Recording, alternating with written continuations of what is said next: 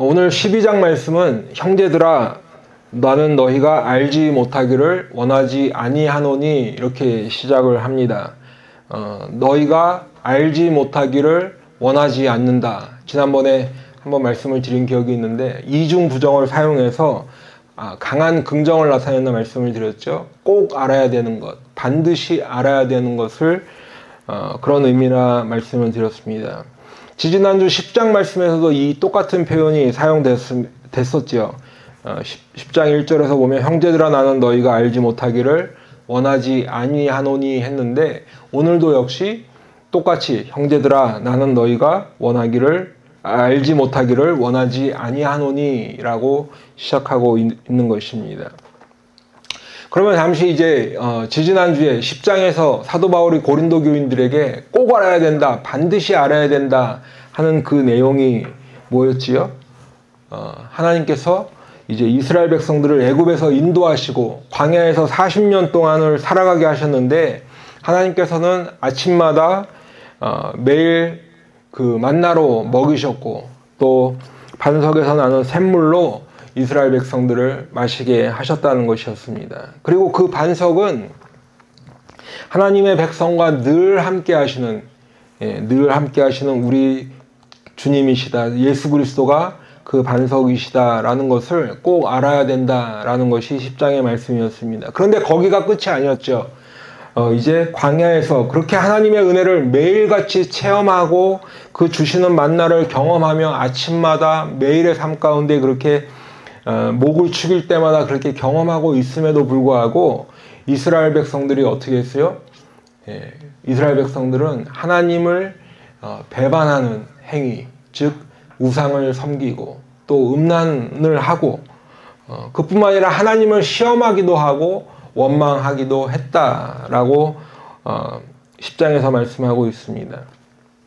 결국은 그 일들을 하나님께서 그들의 다수를 기뻐하지 않으셨다라는 거지요. 그리고 그들은 광야에서 멸망했다라는 것이라고 성경은 말씀하고 있습니다. 그런데 또 거기가 끝이 아니었죠. 그냥 옛날에 이스라엘 백성들이 이러이러한 일을 행했다라는 것을 얘기하려는 것이 아니라 결국은 사도 바울이 고린도 교인들에게 반드시 알아야 된다는 내용의 핵심은 여기서부터인데 그런 일들은 예전에 이스라엘 백성들이 행했던 그런 일들은 오늘 우리 고린도 교인뿐만 아니라 오늘날 사는 우리들에게도 뭐가 된다고 그랬어요? 본보기가 된다고 했습니다. 그렇기 때문에 우리는 이 사실을 꼭 알아야 된다라는 거죠. 예전 이스라엘처럼 이스라엘 백성들이 행했던 그러한 우상숭배, 음란 또는 하나님을 시험하는 것, 원망하는 것 이런 것들을 행하면 안 되겠다라는 것의 본보기라는 것입니다. 그것이 고린도 교인들에게 뿐만 아니라 오늘을 사는 우리들에게도 똑같이 본보기가 된다는 것이죠. 우리들에게 그것을 깨우치기 위해서 그런 것을 말씀하고 있고 또 그것을 반드시 알아야 된다. 알지 못하기를 원하지 않는다라고 했던 내용들을 다 기억하실 것입니다. 그런데 역시 오늘 12장도 보면 1절에서부터 형제들아 나는 너희가 알지 못하기를 원하지 아니하노니 라고 시작하고 있습니다. 오늘 말씀도 역시 사도 바울이 고린도 교인들에게 형제 여러분 꼭 알아야 할 것이 있습니다. 반드시 알아야 할 것이 있습니다. 라고 이야기하고 있는 것이죠. 그런데 그 내용이 뭐예요? 오늘은 1절에 보니까 신령한 것에 대한 것입니다. 신령한 것. 여러분 우리가 성경을 읽을 때 몇 가지 주의해야 될 것이 하나 있는데 그것은 우리가 일상적으로 그냥 쓰는 단어들 많이 쓰고 그래서 그냥 우리가 쓰는 것에 어떤 익숙한 표현 이런 것들에 대한 의미를 좀 주의해서 읽어야 된다 하는 것이요. 우리가 그냥 이전에 알고 있던 대로 예측하고 그냥 그 뜻을 그런 의미겠거니 하고 넘겨버리는 것. 우리가 일상적으로 너무 많이 쓰고 있기 때문에 이것은 그냥 이런 뜻이구나 라고 쓰는 이런 것들이 있는데 근데 성경에서 말씀하고 있는 의미는 우리가 일상에서 쓰고 있는 의미와는 좀 다를 때가 있다라는 거죠. 그 중에 대표적인 것이 바로 오늘 1절에서 말씀을 드리는 이 신령한 것의 것이라는 것입니다. 신령한 것. 여러분, 보통 우리는 신령하다라고 하면 뭐를 떠올리시나요? 뭔가 흰 수염을 길게 기르고 하얀색 한복을 입고 또 긴 지팡이를 짚고 이렇게 다니면서 그런 모습을 떠올리실 분들이 계실지 모르겠습니다. 조금 더 우리 기독교식으로, 우리 교회식으로 말씀을 드리면, 신령하다 그러면 막 기도하면서 어떤 사람의 마음을 막 꿰뚫어 보기도 하고, 예. 또는 이렇게 뭔가 이야기하다가 하나님께서 지금 말씀하고 계십니다 막 이렇게 하면서 뭔가 예언하고 계시하고 이런 것들을 혹시 생각하실지 모르겠습니다. 그런데 오늘 사도 바울이 12장 1절에서 고린도 교인들에게 지금 반드시 알아야 되는 것, 근데 그것이 신령한 것이다 라고 하는 것, 그것이 과연 우리가 생각하는 것과 같은 그러한 신령한 것인지, 오늘 우리가 이 시간을 통해서 그 신령한 것의 의미가 무엇인지, 또 우리에게 신령한 것을 주시는 이유는 무엇인지, 이런 것들을 우리가 함께 나누고 말씀을 통해서 은혜 받기를 원합니다. 먼저 오늘 12장 1절에 있는 신령한 것이라는 것은 쉽게 우리가 이해할 수 있게 말씀을 드리면 그냥 영적인 것이, 영적인 것. 그러면 뭐 신령한 것이나 영적인 것, 그게 그거 아니에요? 잘 와닿지 않는데요? 하면 조금 더 풀어서 말씀을 드리면, 이 영적인 것이라는 것의 의미는 다름 아닌 성령에 의한 것, 이렇게 생각하시면 되겠습니다. 그러니까 신령한 것은 어떤 우리가 생각하는 그런 신령한 것이 아니라 바로 영적인 것인데, 그 영적인 것은 성령님에 의한 것, 그런 의미로 신령한 것이라는 것이죠. 그런데 그러면 성령에 의한 것은, 이 신령한 것은 어떤 의미인가? 바로 육적인 것이 아니다라는 그런 육적인 것의 반대적인 의미에서 신령한 것, 성령에 의한 것, 영적인 것이 되겠습니다. 그리고 또 다른 것은 바로 다른 영, 다시 말하면 성령이 아닌 다른 영에 의한 것이 아니다, 그 반대의 의미에서 성령에 의한 것, 신령한 것, 영적인 것, 이런 의미를 가지고 있는 것입니다. 오늘 신령한 것이라는 것은 바로 그런 의미가 있다라는 거죠. 그렇기 때문에 우리가 보는 성경에서는 지금 신령한 것으로 번역하고 있지만, 이것을 다른 성경들의, 다른 한글 성경에 보시면 영적인 선물이라고 번역하는 성경도 있고, 또는 성령께서 주시는 선물로 번역하는 성경도 있고, 신령한 은사다 이렇게 번역하는 성경도 있는 것입니다. 그렇다면 우리가 한번 생각해 볼 수 있죠. 사도 바울은 원래 이 헬라어로 이 고린도 교인들의 편지를 쓸 때 은사라는 단어가 따로 있어요. 오늘 지금 12장 4절에서 보면 은사는 여러 가지나 이렇게 돼 있죠. 그 은사라는 단어가 따로 있단 말이에요. 그럼에도 불구하고 왜 이렇게 신령한 것이라는 표현으로 썼을까? 우리가 생각해 보면 두 가지 이유를 생각해 볼 수 있는데, 첫 번째는 은사는 다름 아니라 성령께서 주시는 선물이라는 것을 강조하기 위한 것이죠. 무슨 말씀인가? 여러분, 우리 인간들의 한계겠죠. 눈에 보이는 현상에 주목하게 되어 있습니다. 그 눈에 보이는 어떤 현상, 그것에 이끌리게 되어 있다는 거죠. 만일에 어떤 분이 병 고치는 은사를 받았어요. 그래서 기도하고 사람이 나았어요. 그러면 우리는 이내 그 은사 받으신 분을 주목하게 돼 있단 말이에요. 예, 말로는 우리가 하나님께서 고치셔서 다 알고 있죠. 하나님께서 고치셨다. 와, 하나님께서 저분을 사용하셔서 병을 낫게 하셨구나라고 우리가 알고 있고 그렇게 반응하지만 어느 순간에는 잘못하면 그 은사 받은 분을 떠받들고 영웅시하고 이럴 수 있다는 말이에요.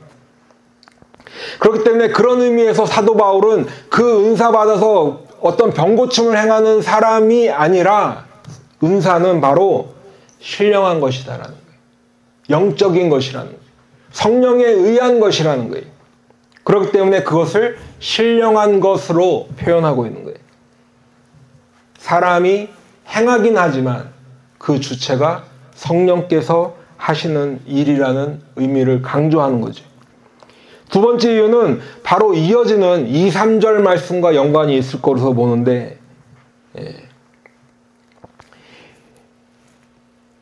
바로 우상의 것, 또 성령이 아닌 다른 영과의 이 구별을 강조하기 위해서 지금 사도 바울이 1절에서 신령한 것으로 쓰고 있다는 거예요. 은사라는 단어가 있음에도 불구하고. 지금 사도 바울은 고린도 교회 성도들에게 예전에 이 고린도 교회 성도들이 예수 믿기 전에 이방인으로 있을 때의 이야기를 다시 언급합니다.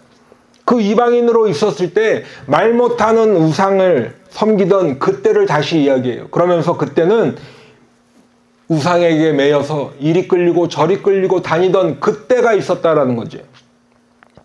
그러면 지금 이미 예수 믿고 하나님의 교회, 예수 그리스도의 제자, 성도가 된 이 성도들에게 왜 갑자기 예전, 신령한 것을 이야기하면서 왜 예전 이야기를 다시 할까? 그것은 아마도 3절의 말씀 때문에 그렇게 이야기하고 있다는 것을 우리가 알 수 있습니다. 여러분 3절의 말씀에 따라서 우리가 한 가지 유추해 보면 지금 고린도 교회 안에 아니면 최소한 그 성도들의 주변에 어떤 거짓으로 가르치는 사람들이 있었을 것으로 우리가 추측할 수 있어요. 그 사람들이 뭐라고 하냐면 자기들은 지금 굉장히 어떤 영적인 사람이기 때문에 자기들이 이야기하는 메시지 또는 환상, 예언 같은 것은 아주 신령한 것이고 또 하나님으로부터 받아서 하는 것이지만 이 사람들이 부인하는 것이 하나 있는데 그것은 바로 예수 그리스도가 우리의 주님이시다라는 것은 부인하는 거예요. 그리고 실제로 이미 이때 사도 바울 고린도 교회에 편지를 쓴 이 당시에도 그것들을 강력하게 주장하는 사람들이 있었다는 것을 우리가 알 수 있는 것입니다. 그렇기 때문에 지금 사도 바울이 은사라고 표현하지 않고 신령한 것으로 영적인 것을 언급하면서 지금 3절 말씀처럼 하나님의 영으로 말하는 자는 누구든지 예수를 저주할 자라 하지 아니하고 또 성령으로 아니하고는 누구든지 예수를 주시라 할 수 없다라고 강력하면서도 명확하고 확실하게 지금 그 사실을 이야기하고 있다는 거죠. 그러니까 지금 이 은사에 대해서 이야기하는데 성령께서 주시는 선물, 은사에 대해서 이야기를 하는데 교회에 설명하기에 앞서 어떤 그 은사의 전제 조건 또는 개념들을 명확히 하고 있는 거죠. 그러고 나서 이제 이 성령이 주시는 은사에 대해서 본격적으로 고린도 교인들에게 이야기를 해 나가는 것을 우리가 볼 수 있습니다. 여러분 그렇다면 이제 성령께서 주시는 이 신령한 것, 영적인 것, 성령께서 하시는 이 선물, 이 은사는 무엇을 이야기하는 것일까? 여러분 우리가 은사를 많이 받은 분들 보면 부러우시죠? 대단해 보이기도 합니다. 그런데 과연 은사가 무엇일까? 어떤 기능을 하고 우리에게 왜 은사를 주시는 걸까? 은사는 뭘까? 4절에 먼저 보시면 은사는 여러 가지나 성령은 같고라고 했어요. 은사는 여러 가지나 성령은 같다. 이런 의미에서 보면 은사는 여러 가지다라는 다양성을 가지고 있죠. 또 동시에 은사는 같은 성령으로부터 받는, 같은 성령께서 주시는 어떤 통일성을 가지고 있다는 거예요. 그러니까 우리가 눈에 보이는 여러 가지 은사를 받았더라도 그 은사의 기원, 은사를 주시는 분은 한 성령님이라는 것을 알 수 있다는 거지. 그리고 이 말씀의 전제는 조금 전에도 말씀을 드렸지만 은사는 성령께서 주시는 것이라는 것이 밑바탕에 이렇게 깔려 있다라는 거예요. 그렇기 때문에 오늘 본문에도 다시 보시면 7절에 보면 성령을 나타내심은 돼 있죠. 은사를 설명하면서 8절에도 보시면 성령으로 말미암아 같은 성령을 따라 9절에 보시면 같은 성령으로 한 성령으로 그리고 결론적으로 11절에 이 모든 일은 사람들에게 나타나는 어떤 은사들은 신령한 것, 영적인 것은 같은 한 성령이 행하사 그의 뜻대로 각 사람에게 나누어 주시는 것이다. 이렇게 은사의 정의를, 은사는 무엇인가? 같은 한 성령이 행하사 그의 뜻대로 각 사람에게 나누어 주시는 것이 은사라는 것입니다. 은사는 성령께서 주시는 것인데 그 은사는 여러 가지 다양한 모습으로 나타나지만 그 다양한 은사를 주시는 분은 같은 한 성령님이시라는 거예요. 같은 성령이시고 한 성령이시라는 거죠. 은사는 여러 가지나 성령은 같고 직분은 여러 가지나 주는 같으며 또 사역은 여러 가지나 모든 것을 모든 사람 가운데서 이루시는 하나님은 같다라는 거예요. 결국 은사는 같은 한 성령께서 주시는 한 주님께서 주시는 것이다 라는 것이죠. 여러분, 우리는 보통 은사라고 하면 내가 가지고 있는 재능을 쉽게 떠올리죠. 그래서 은사를 우리가 흔히 달란트 또는 탤런트 뭐 이렇게 내 재능 이렇게 많이 생각을 합니다. 그런데 오늘 성경에 보니까 은사는 내가 가지고 있던 재능이 아니라 뭐라고 하는 거예요? 성령께서 주시는 거예요. 영적인 거라는 거예요. 성령으로부터 온 선물이라는 거예요. 그런데 이러한 개념을 오늘 갑자기 사도 바울이 새롭게 만들어서 고린도 교인들에게 지금 설명하고 있는 것이 아니라 이미 구약 성경에도 보면 은사는 성령께서 주시는 것이라는 개념이 똑같이 있었다라는 거지. 여러분, 출애굽기에 보면 이제 하나님께서 모세를 시내산으로 부르시고 그리고 십계명을 주셨죠. 근데 십계명을 주셨을 뿐만 아니라 모두 주셨어요. 장막, 성막을 지으라 말씀하셨어요. 그런데 모세에게 성막을 이렇게 만들어라, 또 그 안에 들어가는 기구들 뭐 휘장부터 해서 그 기둥 또 울타리 뭐 이런 덮개 뿐만 아니라 그 안에 들어가는 등잔대 그 시은자 뭐 율법 그 언약궤 뭐 이런 것들을 쭉 만들라고 쭉 설명을 해주셨는데 성경에 보면 하나님께서 모세에게 그것을 보여주셨대요. 그러니까 하나님이 말씀으로 말씀하셨을 뿐만 아니라 그림으로 보여주셨을지도 모르죠. 그런데 어쨌든 모세에게 그것을 만들라고 말씀하셨음에도 불구하고 모세가 그것을 만들지 아니하고 누가 그것을 만들었죠? 부살렐이라는 사람을 부르셨어요.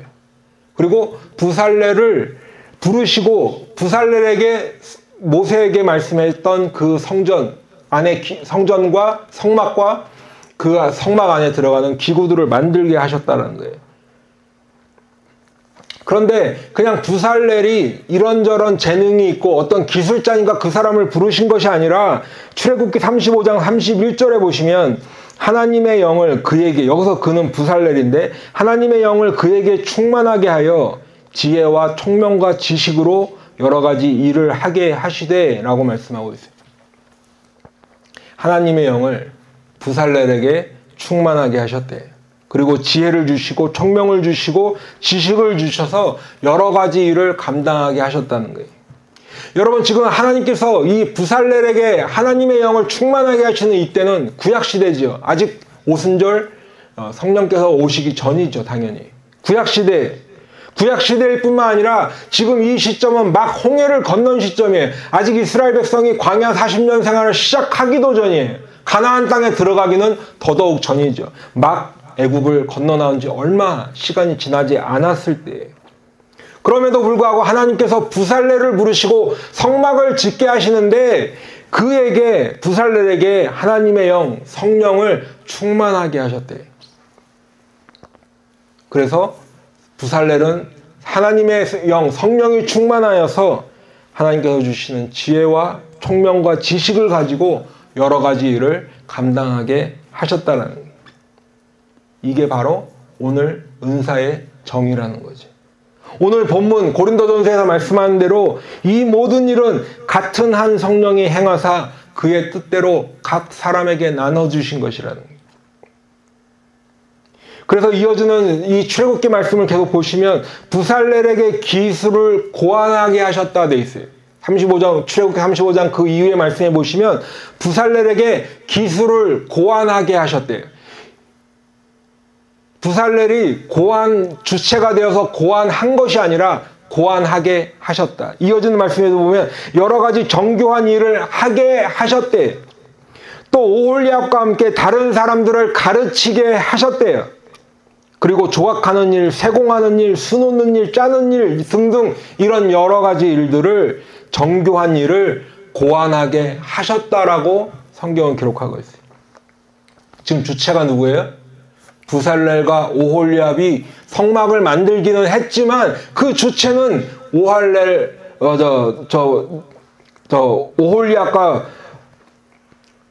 오홀리압과 부살렐이 아니라 성령이 주체가 되신다는 거예요. 부살렐과 오홀리압의 재능, 탤런트가 아니라 하나님께서 성령을 충만하게 하셔서 그 일을 감당하게 하시는 것이, 이것이 은사라는 거예요. 그런 의미에서 보면 오늘 본문에 보시면 은사는 여러 가지나 성령은 같고 직분은 여러 가지나 주는 같으며 또 사역은 여러 가지나 모든 것을 모든 사람 가운데서 이루시는 하나님은 같으니 라는 이 말씀과 우리가 연결해서 아멘 할 수 있는 것이죠. 은사의 주체가 하나님이시고 은사는 성령께서 주시는 것이라는 거예요. 그리고 이제 은사나 직분이나 그리고 사역의 어떤 다양한 모습을 구체적으로 설명하고 있어요. 8절부터 보시면, 오늘 본문 8절부터 보시면 어떤 사람에게는 성령으로 말미암아 지혜의 말씀을, 어떤 사람에게는 같은 성령을 따라 지식의 말씀을, 다른 사람에게는 같은 성령으로 믿음을, 어떤 사람에게는 한 성령으로 병 고치는 은사를, 어떤 사람에게는 능력 행함을, 어떤 사람에게는 예언함을, 어떤 사람에게는 영들 분별함을, 다른 사람에게는 각종 방언 말함을, 어떤 사람에게는 방언들 통역함을 주시나니. 성령께서 우리에게 주시는 은사가 이렇게 다양하다는 거예요. 여러분, 지금 읽어드린 말씀에 예를 들면 말씀의 은사를 주셔도 어떤 사람에게는 지혜의 말씀, 위스덤의 로고스를 주셨다는 거예요. 어떤 사람에게는 지식의 말씀, knowledge의 로고스를 주셨다는 거예요. 성령께서 은사를 주시는데 우리 모두에게 여러 가지 다양한 은사를 다양하게 주신다는 것이죠. 어떤 사람에게는 이런 은사를 주셨는데 또 다른 사람에게는 저러저러한 은사를 주신다는 거예요. 그러니까 은사는 어떤 특정한 사람에게만 다 몰아서 그 사람에게만 주시는 것이 아니라 우리 모두에게, 예수 믿는 우리 모두에게 은사를 주신다라는 거예요. 동시에 우리 모두에게 한 가지 은사만을 주시는 것이 아니라 다양한 종류의 여러 가지 은사를 주신다는 거죠. 그렇기 때문에 다른 사람에게 주신 은사가 나에게는 없을 수 있어요. 반대로 나에게 주신 은사가 다른 사람에게는 없을 수 있다는 거죠. 그러니까 다른 사람이 가진 은사를 마냥 부러워할 것이 아니라 나에게 주신 은사를 감사하고 그것을 다른 사람에게 없는 은사를 나에게도 주셨구나, 그것을 꼭 깨닫는 우리 성도들 되시기 바랍니다. 그렇다면 우리 주님은 왜 이렇게 여러 가지 은사를 우리 모두에게 주시는 것일까? 그것은 우리가 예수님을 중심으로 하나가 되었기 때문입니다. 그 원리를 오늘 사도 바울은 사람의 몸, 사람의 육체를 이루는 몸과 그 몸을 이루는 여러 가지 지체들의 예를 들어서 설명하고 있죠. 12절부터 보시면 몸은 하나인데 많은 지체가 있고 몸에 지체가 많으나 한 몸인과 같이 그리스도도 그러하니라. 13절에 우리가 유대인이나 헬라인이나 종이나 자유인이나 다 한 성령으로 세례를 받아 한 몸이 되었고 또 다 한 성령을 마시게 하셨느니라. 여러분, 우리의 모습은 다 다릅니다. 그리고 받은 은사는 다 달라요. 그게 그런데 틀린 것이 아니라 다르다는 거예요. 하나님께서 그렇게 주셨기 때문에 다르다는 거예요. 우리 모두가 주님 안에서 모여서 주님과 함께 한 몸을 이루게 되었다는 거죠. 그리고 그것이 바로 교회의 모습이라는 거예요. 유대인이라도 상관없어요. 헬라인이면 어때요? 종이면 어떻고 자유인이면 어떻습니까? 여기서 자유인이라는 것은 그 종의 주인이 될 수 있는 거죠. 그러니까 종이든 헬라인이든 유대인이든 종이든 그 주인이든 상관없이 우리가 다 한 분 성령으로 말미암아서 세례를 받았고 한 분 성령을 마셨고 그래서 그리스도 예수 안에서 한 몸이 되었다라는 거예요. 그럼에도 우리들은 나와 다르면 틀렸다고 생각하기가 쉽죠. 다른 것이 아니라 틀렸다고 생각하기 쉽다는 거예요. 다른 사람이 나와 성향이 다르면 틀렸다라고 하고 어떤 때는 가까이 하기도 꺼려하고 멀리 한단 말이에요. 여러분 요즘 젊은 세대들이 만나면 MBTI라는 것을 물어본다고 해요. 그러면서 뭐 나는 내향형이다, 당신은 외향형입니까? 뭐 이런 이야기들을 한다고 해요. 그런데 오늘 본문 이후에 나오는 말씀들을 보면 그것이 다른 것이지 틀린 것이 아니라고 말씀하고 있죠. 그래서 우리의 신체 여러 가지 부분들을 예를 들면서 말씀하고 있습니다. 여러분 손이든 발이든 또는 귀나 눈이나 코나 입이나 다 그 모양이 다르지요. 쓰임새도 다르고 기능도 다르고 또 사용하는 횟수도 다 다르지만 이 모든 것이 하나로 모여서 한 몸을 이룬다는 것입니다. 그리고 그것은 18절에 보니까 그러나 이제 하나님이 그 원하시는 대로 지체를 각각 몸에 두셨으니 라고 말씀하고 있어요. 하나님이 그 원하시는 대로 지체를 각각 몸에 두셨다는 거예요. 여러분 우리가 손가락만 봐도 이 손가락 5개 중에 더 중요하게 생각하는 손가락이 있고 상대적으로 덜 중요하게 여겨지는 손가락이 있지만 하나님이 각각 그 원하시는 대로 그 지체를 몸에 두셨다라는 거예요. 그렇기 때문에 그러다 보니까 덜 중요해 보이는 거 있고 더 약해 보이는 지체도 있어요. 하지만 성경은 몸의 여러 지체 중에 덜 중요한 지체는 없다는 거예요. 덜 귀하게 보이는 지체가 없다라는 말씀. 오히려 성경은 24절에 보면 부족한 지체에게 귀중함을 더하셨다라고 말씀하고 있어요.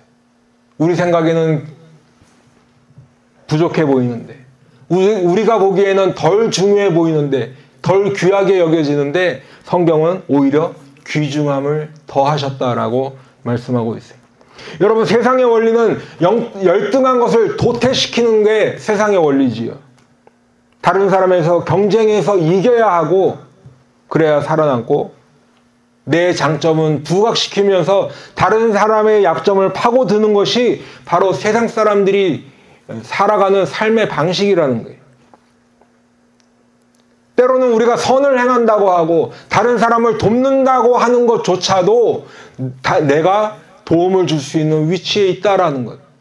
아니면 내가 더 그 도움을 받는 분들보다 내가 더 우위에 있다라는 것을 그렇게 생각하고 밑에 깔고 있을 때도 있다라는 거지. 하지만 성경은 전혀 다른 말씀을 하고 있어요. 그게 아니라는 거예요. 그리고 교회는 그렇게 하면 안 된다는 거예요. 성도는 그렇게 하면 안 된다는 거죠.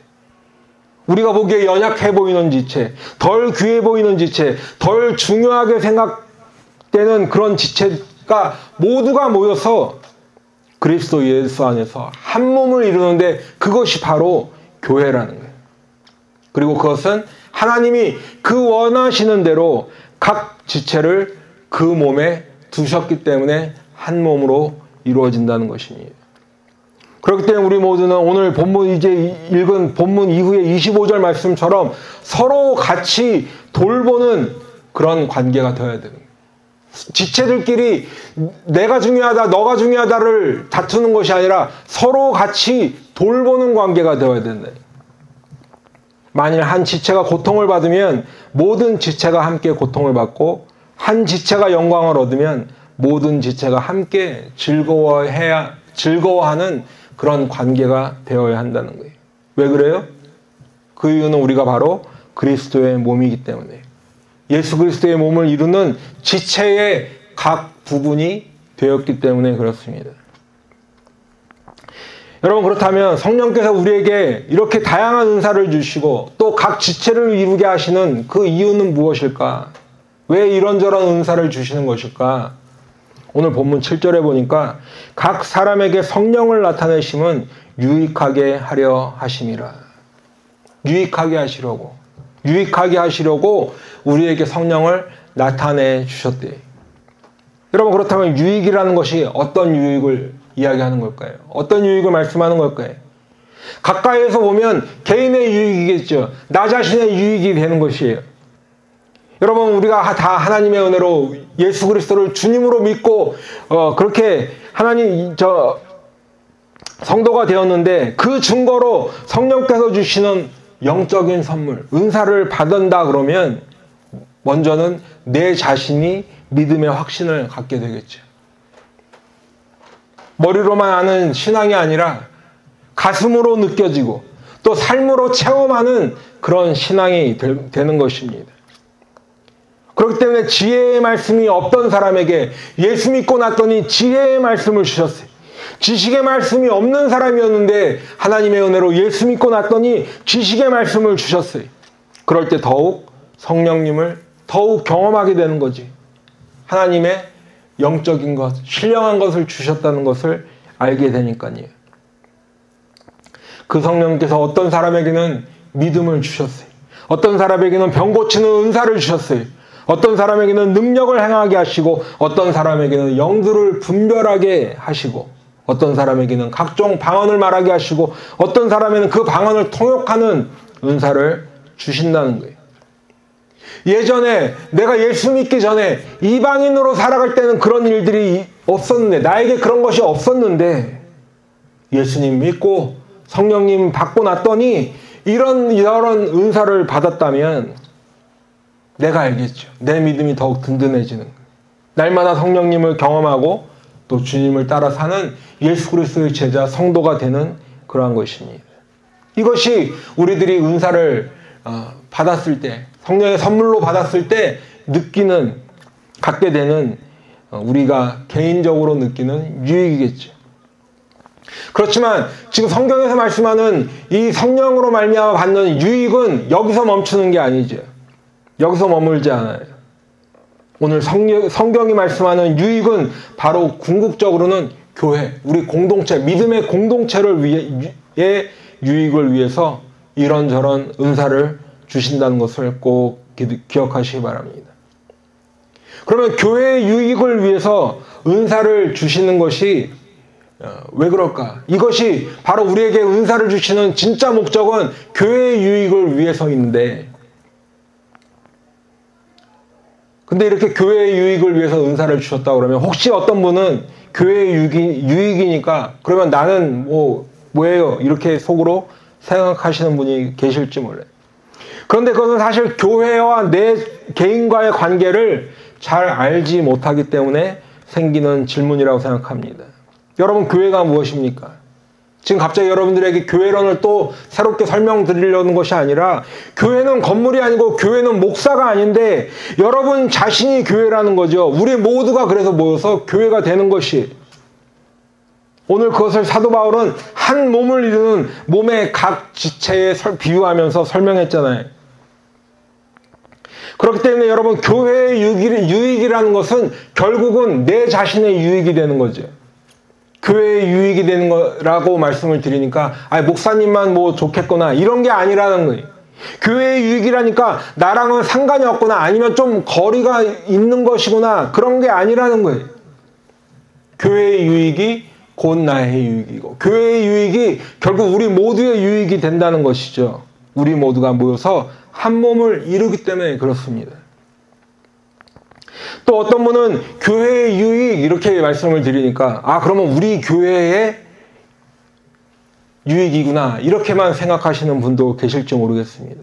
하지만 성경에서 말씀하는 교회의 유익, 이 교회의 범위는 어떤 한 개교회만을 의미하지 않는다는 거예요. 교회의 유익이라는 이 관점이 우리 교회만, 내 교회만 그게 아니라는 거죠. 좀 더 우리에게 다가오는 표현으로는 전체 하나님 나라를 의미한다는 거예요. 예수 그리스도를 주님으로 고백하는 성도들이 모여서 하나님을 섬기고 하나님을 영화롭게 하는 모든 교회를 의미하는 것이, 우리에게 같은 한 성령께서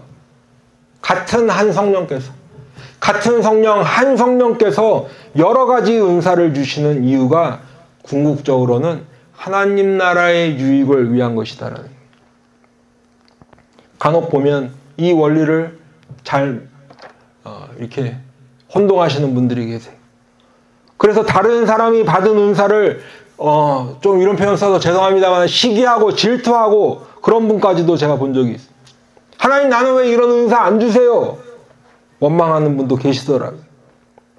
또 다른 면에서는 우리 교회만, 내가 다니는 교회만, 거기에만 생각이 머무는 분들도 계시더라 하는 거예요.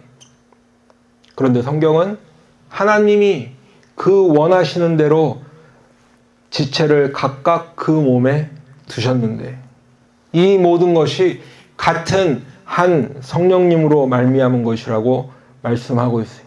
그리고 그것은 모든 교회, 모든 성도들의 유익을 위함이라고 성경은 말씀하고 있습니다. 그렇기 때문에 어떤 한 지체가 고통을 당하면 모두가 다 고통을 당하는 것이지. 한 지체가 영광을 얻으면 모두가 다 즐거워하는 것이. 교회 안에 어떤 형제 자매가 고통을 당한다면 그것은 너의 문제가 아니라 우리의 문제가 되어야 되는 거예요. 우리 교회 안에 어떤 형제 자매가 뭔가 잘 되면 우리가 함께 즐거워해 줘야 되는 거예요. 더 나아가서 교회도 마찬가지죠. 어떤 교회가 어려움에 빠지고 고통을 당하면 우리가 함께 고통을 당하고 잘 되면 함께 즐거워해야 하는 거예요. 이게 교회의 모습이고 이것이 우리에게 신령한 것, 영적인 것을 주시는 이유라는 것입니다. 사랑하는 성도 여러분, 성령님께서 여러분에게 주신 은사가 무엇입니까? 내가 예수님 믿기 전에는 없던 것이었는데 예수님 믿고 나니까 받은 은사가 분명히 있다라는 거지. 내가 알지 못하도 받은 은사가 분명히 있다라는 거예요. 우리가 소위 생각하는 처음에 말씀드렸듯이 뭔가 남의 속을 깨뜨려 보는 것만 은사가 아니라 하나님의 계시를 받는 것만 지금 말씀하십니다 이런 것만 은사가 아니라 예수 믿고 분명히 받은 은사가 있다라는 거예요. 예를 들면 나는 의심이 많은 사람인데 예수 믿고 단단한 믿음을 주셨어요. 나는 나만 사랑하면서 살던 사람인데 예수 믿고 났더니 다른 사람의 어려움이 보이는 거예요. 나는 나만 위해서 악착같이 세상을 살던 사람인데 예수 믿고 났더니 성령으로 말미암아서 다른 사람을 섬기는 사람이 되었다. 이 모든 것이 성령님이 우리에게 주시는 은사라는 것을 꼭 믿으시기 바랍니다. 그리고 우리 모두에게 주신 이 모양 저 모양의 여러 가지 다양한 은사들이 함께 모이는 거예요. 그리고 우리는 그 다양한 은사, 다양한 지체들이 주님 안에서 한 몸을 이루게 되는 것입니다. 그리고 하나님의 나라를 든든하게 세우는 각각의 지체가 된다는 사실을 꼭 기억하시길 바랍니다. 그리고 그 받은 은사가 내 자신의 유익뿐만 아니라 우리 교회의 유익뿐만이 아니라 더 나아가서는 모든 하나님의 백성, 하나님의 성도, 하나님의 나라를 위한 그 교회의 유익이 된다는 사실을 꼭 기억하시고 이제 믿음으로 끝까지 신령한 것, 영적인 것, 성령께서 주시는 그 선물, 은사를 기억하시면서 날마다 성령을 경험하고 믿음으로 승리하시는 복된 하나님 나라의 백성, 예수 그리스도의 제자들이 다 되시기를 축원합니다. 기도하시겠습니다.